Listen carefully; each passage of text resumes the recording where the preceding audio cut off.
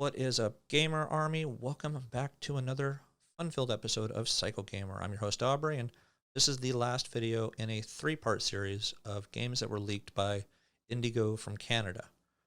This is for the Arcade1up version, Marvel vs. Capcom, head-to-head arcade cabinet as well. It's not the big guy. It is the small one where you need a couple stools to kind of sit in, or you're really going to hurt your knees. So make sure you hit that like and subscribe. Turn on the post notifications, whether you're on Facebook or YouTube. Stay tuned. We're going to go over Marvel vs. Capcom right after this.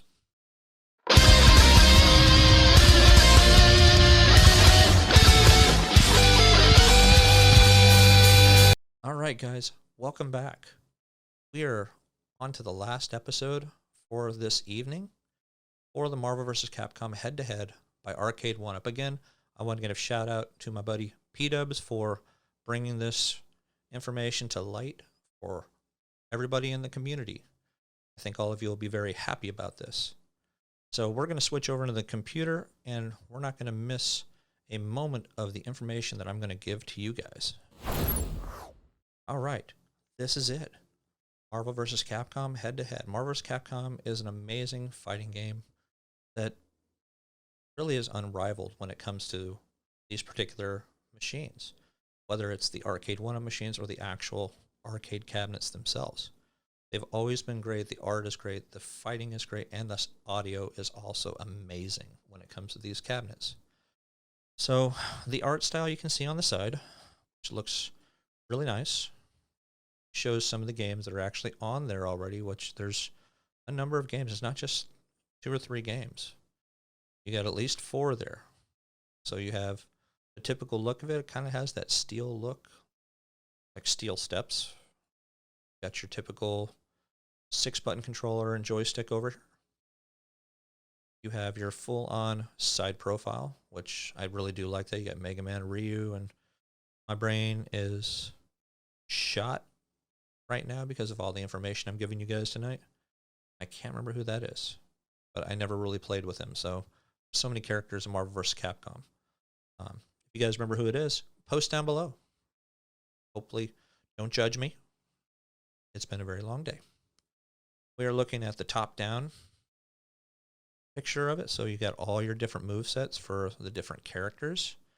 For some of the different games, are Marvel vs. Capcom obviously seems to be your biggest one. Duo team attacks, and can't really see it too well because it's not the highest quality picture, but it is nonetheless. It actually looks really nice from the top down. I really do like the looks of that. Now, hopefully it comes with a stool. I'm sure it will. If not, obviously, any of you are already going to have stools or get something. You know, a little bit of a farther back angle from it so you can get an idea how much space you're going to have in here. So you are going to have your 6 buttons, volume control, on and off, and your 1 player, and obviously the other side's going to have your 2 players. This is going to be your top down from the side, so you can kind of get an idea of how it's going to look on both sides, which is identical, which there's nothing wrong with that. So the game, it looks like it's going to be good. I actually really like the looks of this. Now we're going to scroll down here on terms of the games we're going to be looking at. Marvel vs. Capcom obviously is going to have X-Men Children of the Atom, Marvel Superheroes The Punisher, X-Men vs. Street Fighter, Marvel Superheroes vs. Street Fighter, Marvel vs. Capcom, X-Men Mutant Apocalypse, and Marvel Superheroes War of the Gems, which is that one that was from the Super Nintendo that people just didn't care about. I mean, I guess you got to have something in there. The product dimensions 29 inches high, so about almost 2.5 feet tall, 35.67 inches wide, and 23.63 inches in depth.